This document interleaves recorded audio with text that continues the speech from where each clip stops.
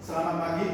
Baik, saya lanjutkan perkuliahan di minggu 9 ini dengan tetap pada topik constructive testing, tapi pada metode magnetic particle testing.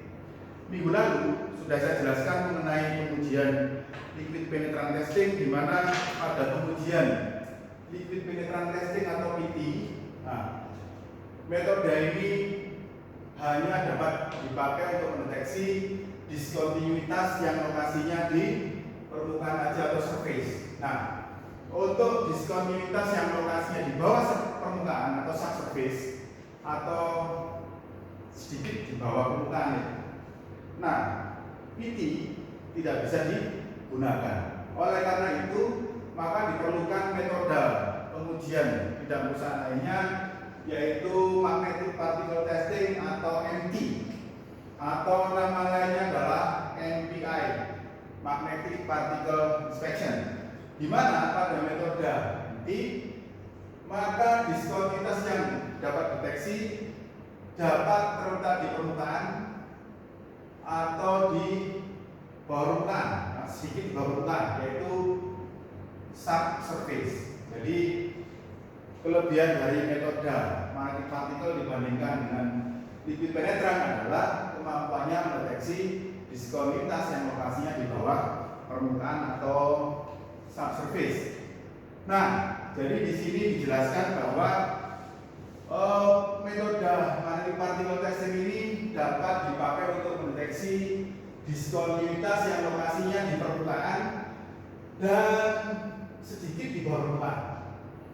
Jadi itu keunggulan dibandingkan dengan liquid penetrant testing. Kemudian metode ini menggunakan medan magnet. Jadi material yang akan diuji harus dimagnetisasi atau dipengaruhi oleh medan magnet atau dijadikan magnet terlebih dahulu.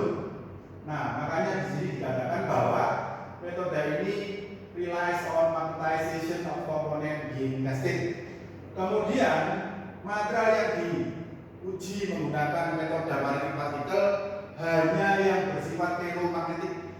Nanti akan saya jelaskan mengenai ferromagnetik itu apa, lalu sifat-sifat material ditinjau dari kemagnetannya itu apa saja. Kemudian medan magnet diberikan kepada spesimen diuji untuk bisa menimbulkan indikasi. Nah, kemudian peralatan itu bisa menggunakan diode, bisa menggunakan magnet permanen, bisa menggunakan prod, atau bisa menggunakan coil yang berasal dari kabel. Kemudian di dalam pengujiannya diperlukan partikel yang halus, ya, partikel yang terbuat dari serbu besi yang diaplikasikan di daerah yang diuji. Kemudian adanya cacat atau adanya diskontinuitas, ya. Kalian sudah tahu bedanya diskontinuitas dengan cacat karena sudah saya jelaskan di beberapa minggu sebelumnya.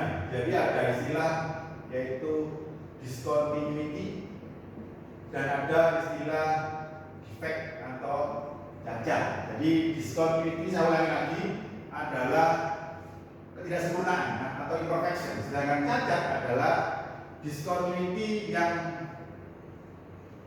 di-reject atau di-repair, ya. Jadi discontinuity sudah dievaluasi, lalu ukurannya dibandingkan dengan code atau standar dan ukurannya melebihi yang ditetapkan oleh code atau standar, maka namanya berubah menjadi defect dan harus di-reject atau di-repair.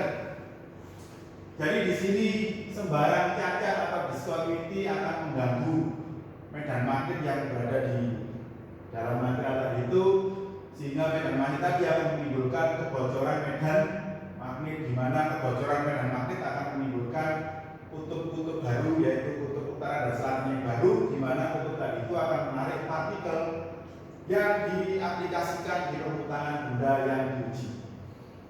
Kemudian indikasi, ya, indikasi itu respon dari suatu discontinuity. Indikasi akan dihasilkan oleh pengumpulan partikel yang warnanya bisa hitam, ya, yang visible, atau fluorescent yang bisa dilihat dengan menggunakan cahaya lampu ultraviolet dan warnanya hijau, kekuning-kuningan seperti itu. Nah, ini adalah penjelasan bahwa suatu material akan diinduksi dengan medan magnet sehingga akan timbul yang namanya garis-garis gaya magnet di dalam material. Garis-garis gaya magnet ini di dalam material akan mengalir sesuai dengan perjanjian dari kutub selatan ke kutub utara. Begitu. Nah, apabila di permukaan material ada crack misalkan itu yang retak, maka garis-garis gaya magnet ini akan mencari lintasan yang memiliki gambaran magnetis paling kecil. Apabila lokasinya terletak di dekat permukaan, maka dia akan melompat keluar dan menghasilkan kebocoran medan magnet atau magnetic leakage, magnetic flux leakage. Nah, gara-gara ada kebocoran medan magnet ini, maka akan timbul kutub baru. Apabila di sini ada kutub selatan, maka di daerah tempat keluarnya garis-garis gaya magnet itu akan timbul kutub utara yang baru. Lalu garis-garis gaya magnet ini ada kebocoran di sini, dia masuk lagi ke dalam material dan menghasilkan kutub selatan yang baru di daerah tempat masuknya garis-garis gaya magnet itu. Nah, apabila di permukaan material diaplikasikan partikel magnet, maka partikel tadi ya, akan tertarik ke daerah yang ada kebocoran medan magnetnya dan menimbulkan indikasi yang bisa diamati secara visual. Nah, sekarang saya jelaskan mengenai sifat magnet dari suatu material. Nah, sifat magnet dari suatu material dibagi pada dasarnya menjadi dua. Yang pertama adalah diamagnetik. Yang kedua adalah paramagnetik. Di beberapa buku mungkin pembagiannya ada tiga, yaitu diamagnetik, paramagnetik, dan ferromagnetik. Tapi di sini ferromagnetik itu adalah bagian dari paramagnetik. Nah, apa itu material diamagnetik? Material diamagnetik adalah material-material yang tidak bisa dimagnetisasi, ya, atau dia menolak medan magnet, repel by magnetism, ya, ditolak oleh medan magnet. Sedangkan material paramagnetik itu adalah material yang dapat dimagnetisasi dan dipengaruhi oleh medan magnet. Sedangkan material ferromagnetik itu adalah bagian dari material paramagnetik, di mana material ferromagnetik ini dapat dimagnetisasi secara kuat atau dapat ditarik oleh medan magnet dengan kuat, dan hanya jenis material ferromagnetik yang bisa diuji menggunakan pengujian magnetic particle. Jadi itu adalah penjelasan mengenai jenis-jenis material ditinjau dari sifat pemagnetisannya. Nah, secara teori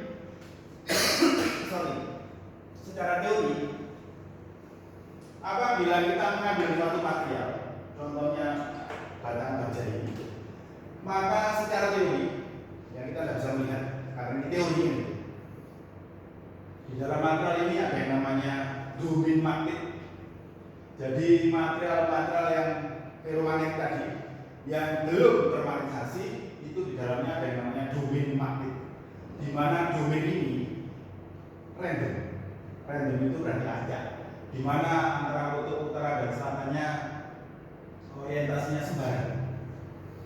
Nah, tetapi apabila saya letakkan ferromagnetic material ini di suatu medan magnet, misalkan berasal dari suatu yuk seperti ini, maka yang namanya domain magnet di dalam batang baja ini akan tersusun secara teratur berdasarkan kutubnya. Jadi kutub yang sejenis, misalkan utara dan utara di sini akan menolak, repel itu berarti menolak.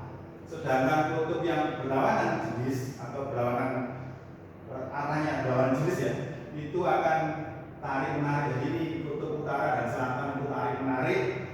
Sedangkan kutub utara dan utara contohnya di sini adalah saling menolak, begitu. Nah, apabila suatu material ferromagnetik dimagnetisasi menggunakan medan magnet dari luar, maka yang namanya domain magnet akan tersusun secara teratur seperti gambar di sini. Nah, di dalam suatu material yang sudah dimagnetisasi atau di dalam suatu magnet batang, ya, maka ada yang namanya garis-garis gaya magnet. Garis-garis gaya magnet ini di dalam batang tadi secara perjanjian arahnya dari kutub selatan menuju ke kutub utara. Sebaliknya di luar magnet batang ini, maka garis-garis gaya magnet atau magnetic lines of force arahnya dari kutub utara menuju ke kutub selatan begini. Jadi ini adalah yang namanya garis-garis gaya magnet, dan garis-garis gaya magnet ini selalu muter begini membentuk suatu rangkaian kutub dan tidak saling memotong satu sama lainnya. Kemudian kita juga mengenal yang namanya kaidah tangan kanan. Dulu waktu SD atau waktu SMP tentunya sudah diajari sama guru fisika bahwa apabila dalam suatu penghantar yang dialiri arus listrik, maka kita bisa menemukan adanya medan magnet yang terjadi di sekeliling penghantar tadi. Jadi kaidah tangan kanan itu dapat menjelaskan mengenai apabila suatu batang atau kabel atau kawat dialiri arus listrik, maka arah aliran arus listrik itu ditunjukkan oleh ibu jari. Jadi ibu jari kita itu menunjukkan arah aliran arus listrik. Ingat bahwa arus listrik itu akan mengalir dari kutub positif ke kutub negatif. Jadi current atau arus itu mengalir dari kutub positif ke kutub negatif sesuai dengan perjanjian. Jadi ibu jari kita akan menunjukkan arah aliran arus listrik, sedangkan jari-jari yang lainnya itu akan menunjukkan arah medan magnet yang terjadi di sekeliling penghantar yang dialiri arus listrik tersebut. Jadi ini adalah jari, ya, jari tangan kanan. Lalu jari-jari yang lainnya ini menunjukkan arah aliran garis-garis gaya magnet yang terjadi di sekitar penghantar yang dialiri oleh arus listrik. Oleh karena itu, apabila penghantar ini kita bentuk menjadi suatu kumparan atau koil dan kita aliri arus listrik, maka medan magnet yang kecil-kecil ini setempat ini akan terjadi di sekeliling kabel atau kawat yang dipakai untuk membuat kumparan tadi.